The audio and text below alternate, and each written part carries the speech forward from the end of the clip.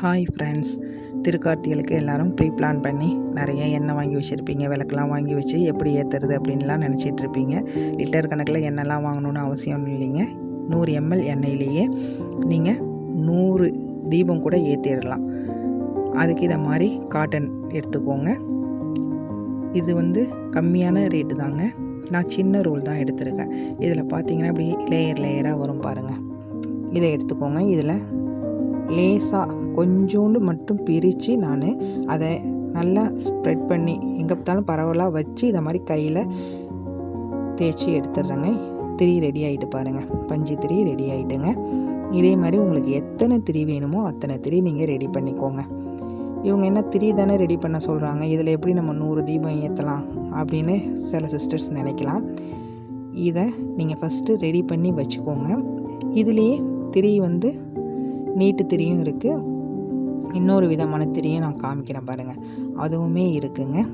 2 திரியுமே உங்களுக்கு எது வேணுமோ அதை ரெடி பண்ணிக்கோங்க. இதில் என்ன முக்கியம்னா அந்த திரியை ஒன்றோடு ஒன்று ஸ்ப்ரெட் ஆகாமல் நம்ம எடுக்கக்குள்ளே தனித்தனியாக எடுக்க வரணும். அதுதான் ரொம்ப முக்கியம். அதை மட்டும் நீங்கள் பார்த்துக்கோங்க. இது இன்னொரு விதமான திரி ரெடி பண்ணதாங்க. இதை மாதிரி எடுத்து நம்ம கொழுக்கட்டை செய்வோம் பாருங்கள், அதை மாதிரி மாவு அப்படி பரப்போம் இல்லைங்களா, அதை மாதிரி இதை மாதிரி பரப்பிட்டு அதுக்கப்புறம் அதை குமிச்சு இப்படி மேலே மட்டும் கொஞ்சமாக திரியை நிமிண்டி எடுத்திங்கன்னா போதும், உங்களுக்கு பூத்திரி ரெடி ஆகிடும். பூ மாதிரி இருக்குது பாருங்கள், ஒரு பூவோட இதழ் மாதிரி இருக்கா, இதுதான் பூத்திரி. இதே மாதிரியும் நீங்கள் நிறையா ரெடி பண்ணி வச்சுக்கோங்க. திரி எல்லாத்தையும் முதல்ல ரெடி பண்ணிக்கோங்க. இன்னொரு வாட்டியும் நான் காமிக்கிறேன் பாருங்கள். இதை மாதிரி எடுத்து இப்போ இதை அப்படியே நல்லா குமிச்சிட்டு கொஞ்சமாக திரியை மட்டும் இப்படி இழுத்து நிமிண்டி விட்டிங்கன்னா அழகாக பூத்திரி ரெடி ஆகிடுங்க. இந்த விதத்துலேயும் செய்யலாம். இன்னொரு விதமும் இதில் இருக்குது. நீங்கள் இதை மாதிரி காட்டனை எடுத்துட்டு அதையும் நான் காமிச்சிருப்பேன் பாருங்கள். அந்த காட்டனை நல்லா பால் மாதிரி உருட்டிக்கோங்க. உருட்டிட்டு கொஞ்சமாக அதில் திரியை மட்டும் இழுத்து விட்டிங்கன்னு வச்சுக்கோங்க மேலே, அதுவும் பூத்திரி ரெடி ஆகிடும் அழகாக. இங்கே பாருங்கள், இதை காமிச்சிருக்கேன் பாருங்கள்.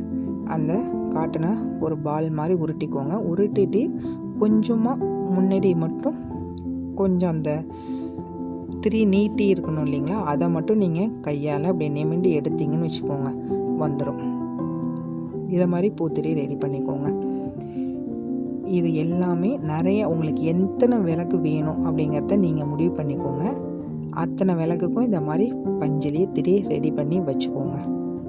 ஃபஸ்ட்டு திரி நம்ம ரெடி பண்ணுறது தான் இதில் பெரிய விஷயமே. விளக்கெல்லாம் சுத்தம் பண்ணி வச்சுருப்பீங்க ஆல்ரெடி. அதுக்கு எப்போதும் போல் மஞ்சள் குங்குமம்லாம் வச்சு அன்னைக்கு போய் நம்ம செஞ்சோம்னா நமக்கும் கஷ்டங்க. அரிபரின்னு நம்மளால் செய்ய முடியாது. அதுக்கு முன்னாடியே நம்ம செஞ்சு வச்சுக்கணும். அப்போ தான் நம்ம கொஞ்சம் ரிலாக்ஸாக அந்த விளக்கெல்லாம் ஏற்ற முடியுங்க. இப்போ இதில் நான் பால் இருக்குது பாருங்கள், அதை வச்சு அந்த பூத்திரியெல்லாம் முனையில் அப்படி நிமிண்டி விட்டோம்னு வச்சுக்கோங்களேன். எண்ணெய் ஊற்றினோம்னா எல்லாம் போய் ஒன்றா சேர்ந்துடும். அதுக்காக தான் இந்த மாதிரி பால் வச்சு அதை நிமிண்டி விடுறது. இதுலேயே நீங்கள் உங்களுக்கு கலர் வேணும் அப்படின்னு நீங்கள் நினச்சிங்கன்னா மஞ்சள் தூள் வச்சு அந்த திரி முனையில் வச்சுக்கலாம்.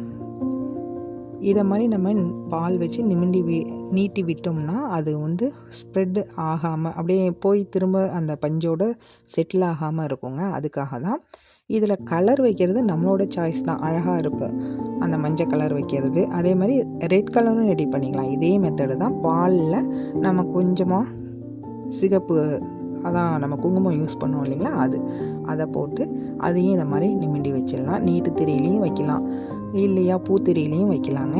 அதெல்லாம் நம்மளோட இஷ்டம்தான். இது டெக்கரேஷனுக்காக தானே, அதனால் இதை மாதிரி இப்போ எல்லாத்திரையும் ரெடி பண்ணி நீங்கள் வச்சுக்கிட்டிங்கனாலே உங்களுக்கு திருக்கார்த்திகளுக்கு நீங்கள் 1000 விளக்குல ஈஸியாக சட்டுன்னு ஏற்றி முடிச்சிடலாங்க.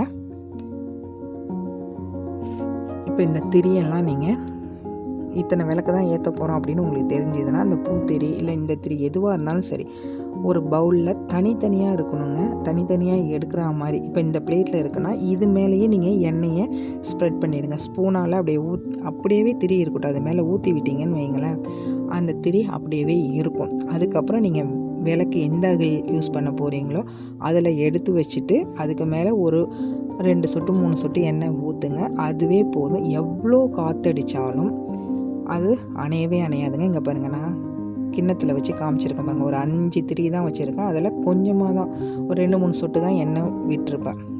இது அப்படியே ஊறணும். இப்போ நாளைக்கு விளக்கு ஏற்றுனீங்கன்னா இன்றைக்கே நீங்கள் இதை ஊற வச்சிடணும். திரி ரெடி பண்ணி விளக்குக்கு வேண்டிய திரியை வச்சு நீங்கள் ஊற வச்சுட்டு நாளைக்கு விளக்கு ஏற்றுங்க. சூப்பராக எரியுங்க. காற்றுல அணையவே அணையாது.